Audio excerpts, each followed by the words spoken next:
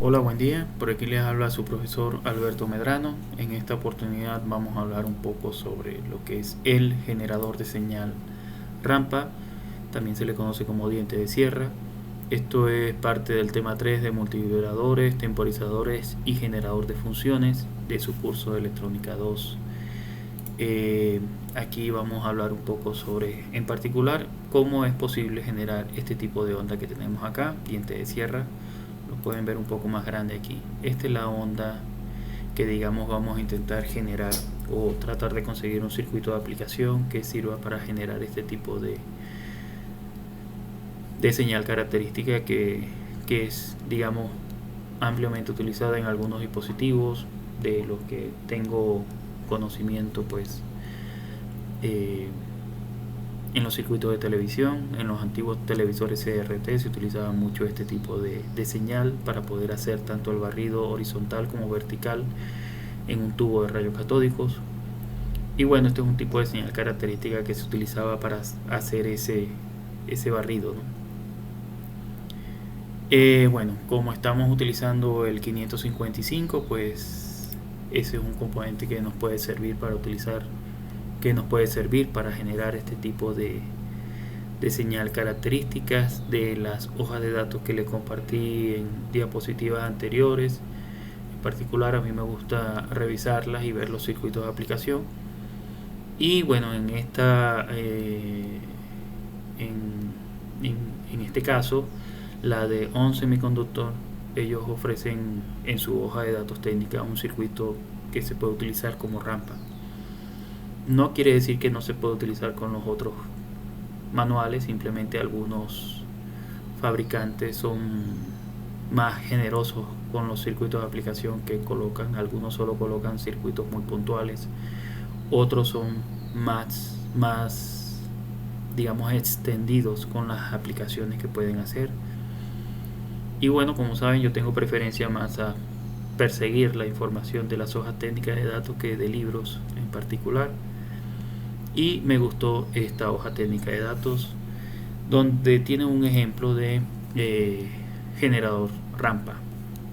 Bien, vamos a bajar un poquito para que lo lean bien. Eh, Sobre esta aplicación como tal, un generador rampa prácticamente, si lo leemos acá, si nosotros nos basamos en el circuito de modo monoestable, que ya lo estudiamos, el resistor o la resistencia es reemplazada por una fuente de corriente constante. Y esto es para proveer una señal completamente lineal de rampa, que es lo que necesitamos. Aquí tenemos el MC1455, es el mismo 555. Recuerden que este circuito tiene ya 50 años de empezarse a fabricar. Ya los fabricantes no necesariamente pueden o están obligados a utilizar el mismo nombre, pueden utilizar otro. Pero esencialmente es el mismo, solo que este es fabricado por ON Semiconductor. Bien, sobre la parte lineal vamos a repasar un poco aquí lo que es la carga y descarga del condensador. Recuerden que la carga y descarga son funciones exponenciales, tal cual como se observa en la figura. Y bueno, lo que se quiere es que el condensador se cargue de forma lineal.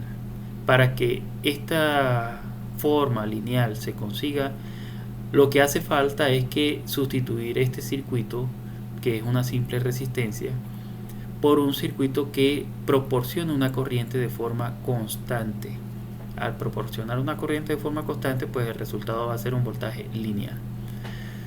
Luego le puedo colocar un video o presentar un video con más detalles sobre esto, pero esencialmente lo que requiere es un cambio de componente o digamos un cambio de una sección del componente. Recuerden que si esta resistencia no existiese, aquí vamos a tener una diferencia de potencial con un condensador, y si esa diferencia de potencial, por ejemplo 5 voltios, y el condensador es 0, lo que va a hacer es un cortocircuito instantáneamente, ¿no? O sea, el condensador va a querer cargarse muy rápidamente, va a ser mucho más pendiente esta línea. Eventualmente, cuando el condensador empieza a adquirir el voltaje de alimentación, pues ese voltaje se tiende a normalizar. Y para eso es una resistencia lo que se coloca, para ajustar qué tanto puede tardarse en, digamos, adquirir el voltaje de alimentación.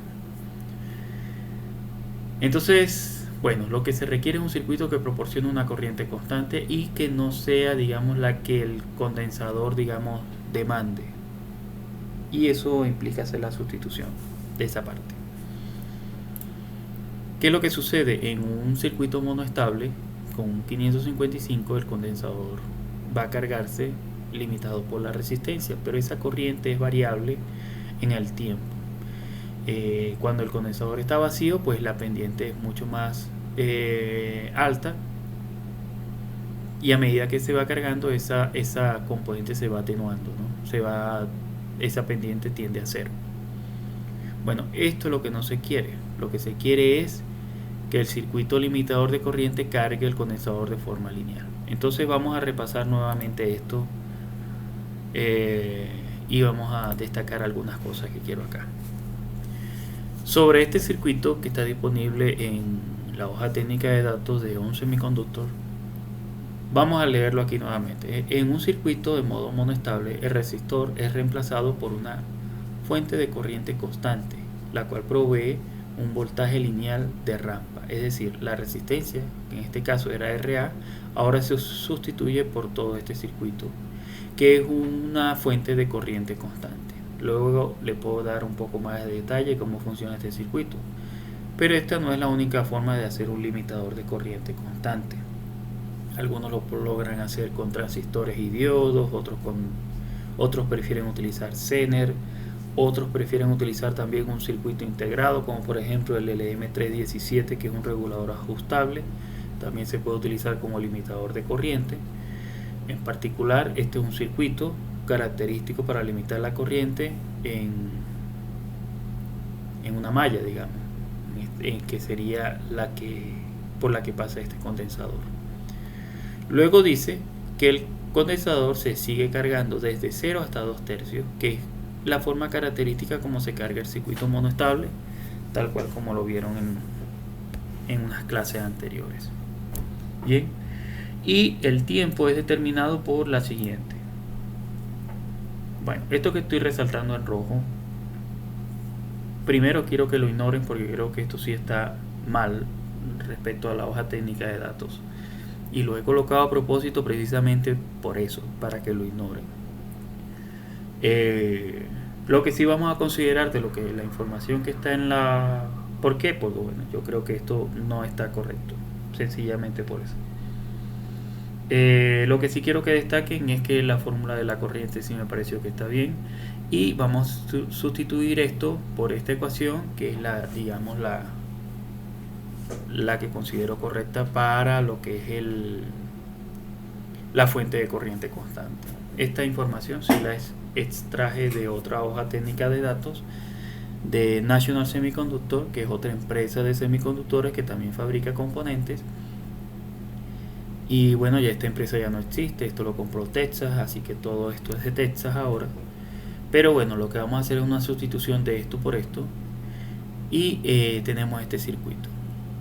Bueno, ya lo que voy a hacer ahora en adelante es tratar de hacer una simulación, un cálculo para ver si estos valores coinciden y verificar los resultados. Entonces, para eso vamos a ver un pequeño circuito que he preparado aquí de Proteus, donde esencialmente es el mismo circuito que ustedes logran ver acá, solo que bueno, aquí la señal digital de salida no lo utilizamos porque todo lo estamos considerando acá en el voltaje del condensador. Aquí es donde vamos a, digamos, a considerar medir o digamos extraer la rampa, es en este punto, así que este sería mi señal de salida.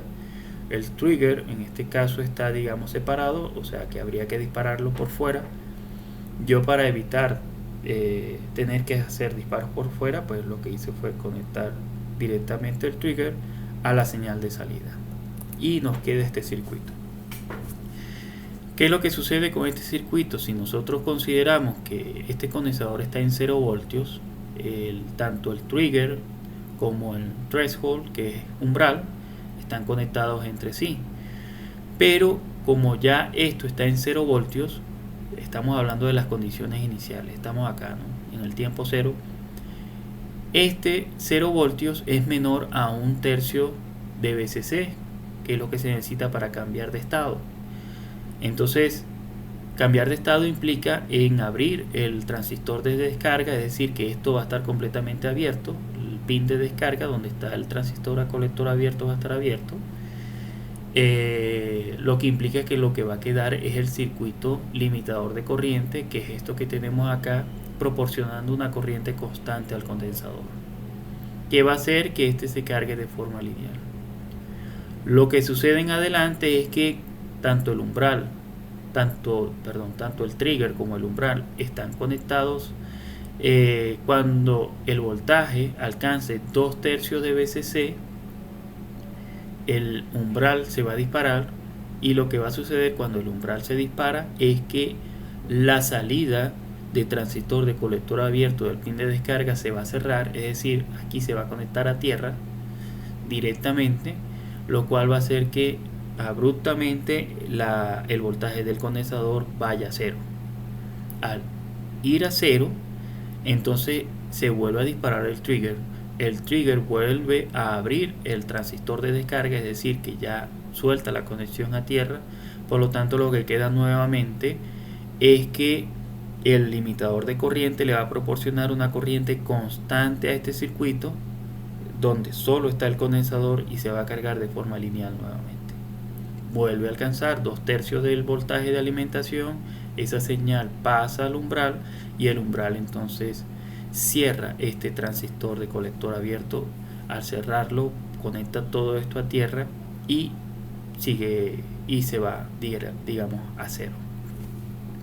Lo que sí tienen que considerar con estas fórmulas, y volvemos acá, es que en los circuitos anteriores, lo que era el circuito monoestable, el circuito estable e incluso el circuito secuencial, que lo vimos en una práctica, son independientes del voltaje de alimentación. En este particular, tanto las fórmulas de corriente como de tiempo sí dependen de voltaje de alimentación, porque aquí se va a proporcionar una corriente constante y un voltaje que sí puede, digamos, variar. O sea, lo que le quiero decir que estas fórmulas en particular, el periodo ahora sí es dependiente tanto de las resistencias como del voltaje de alimentación. ¿Cómo se lee esto? Bueno, la corriente va a ser igual, la corriente que pasa a través del condensador, ¿no?, va a ser igual al voltaje de alimentación menos el voltaje de base, que lo tenemos acá. Y si ustedes observan este voltaje de base del transistor, este transistor es PNP, lo tenemos acá representado, el voltaje de base lo tenemos acá, pero este voltaje es esencialmente la caída de tensión en esta resistencia R2. Y si tenemos una resistencia R1 y una resistencia R2, la caída de tensión de BB va a ser la caída de tensión de la resistencia 2. Y por una fórmula de divisor de tensión nosotros podemos conseguir que BB es igual a R2 por el voltaje VCC entre, abro paréntesis, R1 más R2, una fórmula de divisor de tensión, menos el voltaje de base emisor, que es la caída de tensión presente en este transistor, que normalmente es 0.6 voltios para los transistores de silicio. Es una constante, 0.6 voltios, lo que tienen que sustituir acá. Eso es válido para el 2N4403 o equivalente. Yo aquí estoy utilizando un 2N3906, también un BC557, creo que también es un PNP. La caída de tensión es 0.6 voltios aproximadamente. Sobre la resistencia RE, que es la que tenemos acá, que es, digamos, la que limita el paso de corriente finalmente para el condensador. ¿Cómo se lee esta otra? Bueno, el periodo T, lo que va a tardar la rampa en alcanzar desde 0 hasta 2/3 de VCC, va a ser determinada por esta fórmula. 2/3 de VCC por RE por, abro paréntesis, R1 más R2, que son estas dos resistencias que tenemos aquí, por C, que es la capacitancia del condensador, sobre R1 por VCC, que tenemos acá por VCC, menos el voltaje de base emisor, que es la caída de tensión de base al emisor de este transistor, que es una constante 0.6 aproximadamente para estos transistores y equivalentes para este circuito en particular, por abro paréntesis R1 más R2. Bueno, entonces lo que vamos a correr ahorita es la simulación. Lo que tenemos acá, la única variante, como pueden observar, es que el trigger lo estoy conectando directamente al condensador, y que bueno, aquí no estoy utilizando este condensador de acople. Eso también se puede evaluar, considerar. Este pin está conectado directamente al 2/3 de VCC en la entrada del comparador. Lo pueden o no utilizar en el montaje físico, tal cual como dicen los manuales. Es cuestión de evaluar según la aplicación si se requiere o no. Y bueno, este circuito está idéntico, ¿no?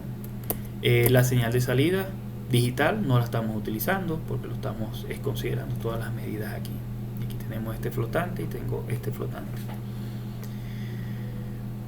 Bueno, esto nos resulta para este circuito con estos valores ya sustituidos en fórmula, nos da un periodo tal cual como observan en la figura. Y si nosotros sacamos ahora, perdón, vamos a sacar la calculadora. Como ustedes pueden observar, la caída de tensión acá está un poco menos de 3.4 voltios, porque este comparador se va a pasar a descarga cuando alcance 2/3 de VCC. Entonces puedo decir que 5 por 2/3 es 3.33, que es, digamos, donde hace el corte. Bien, podemos hacer algunas pruebas, podemos verificar efectivamente que esto es completamente dependiente del voltaje. Y si nosotros experimentamos y decimos que ahora el voltaje es 9, si ustedes observan el periodo, que aquí es 200, tal vez 270 y algo, y simulo esto de nuevo, ahora el periodo es menor. Si subo el voltaje, también se está haciendo más pequeño. Retomamos otra vez a 5, y aquí ustedes pueden observar que es independiente del tiempo. Vamos a cambiar un poco aquí esta gráfica. Vamos a decirle que no me cambie la escala porque el valor de Y lo está cambiando aquí automáticamente con el voltaje. Vamos a decirle que anclar la referencia de Y de 0 a 10 voltios para que se logre ver mejor la diferencia, e intentamos de nuevo. Como pueden observar, el gráfico cambia, el periodo cambia en función del voltaje. Eso es lo que quiero que consideren, que ahora la referencia de tiempo cambia con el voltaje hasta un máximo de 15, que es, digamos, lo recomendado para este tipo para este circuito integrado en particular. Bajamos a 5. Vamos a hacer una pequeña verificación aquí con las fórmulas que tenemos. Restablecemos esto para que se nos presente un poco mejor y ampliamos. Bien, entonces lo que tenemos acá, si sacamos nuestro, vamos a sacar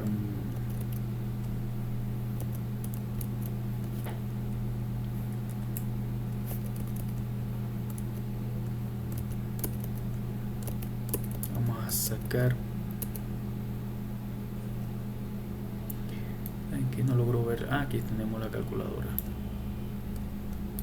Vamos a decirle que esto siempre esté arriba.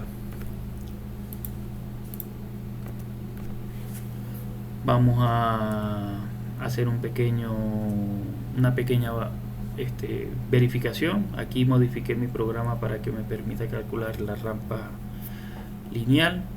Vamos a colocar las características, los valores que tenemos aquí en el circuito, que tenemos un voltaje de 5 voltios, una R1 de 330K, una R2 de 580K, un RE de 100K y un condensador de 1 nanofaradio, 1 E a la menos 9. Esto nos va a resultar estos valores que tenemos aquí. Bien, si nosotros observamos el tiempo T, el periodo va a ser, está aquí cercano a 276 microsegundos, un tiempo bastante pequeño, y nos está resultando prácticamente el mismo valor. Tenemos 2.74 E a la menos 4, que si corremos el punto 2 veces para acá, le bajamos 2 veces a esto, sería 274 microsegundos. Y la corriente es 1.21 E a la menos 0.5.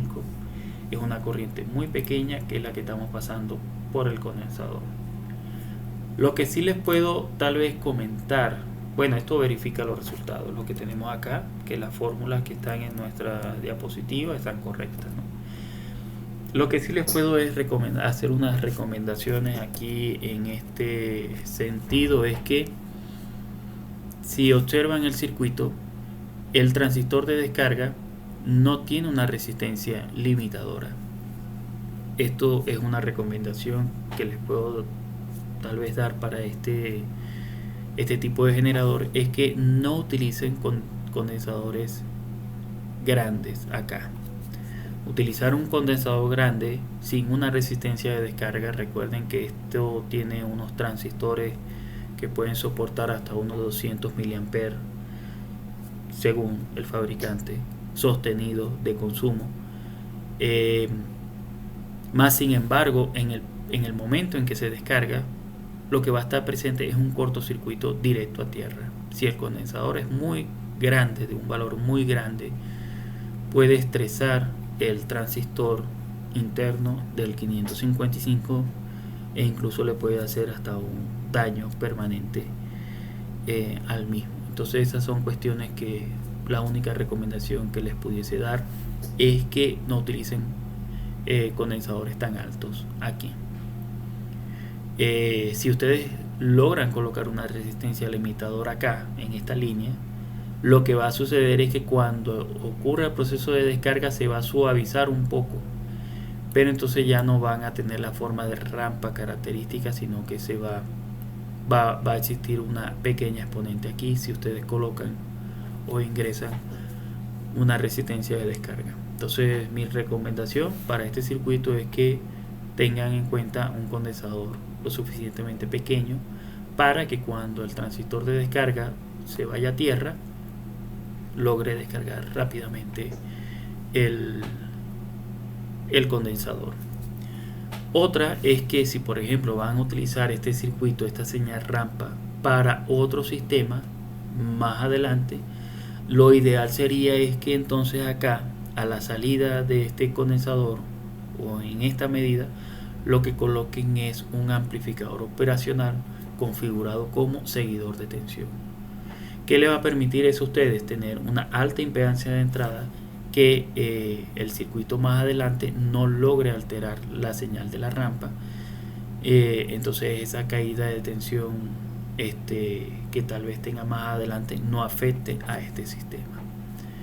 Bueno, ese es todo por este circuito. En adelante para este tema, lo que según sus programas lo que tienen son circuitos de aplicaciones prácticos, seguramente con el 555 y similares asociados a este tema. Entonces bueno, nos vemos en una próxima oportunidad con más ejercicios de esto. Muchas gracias.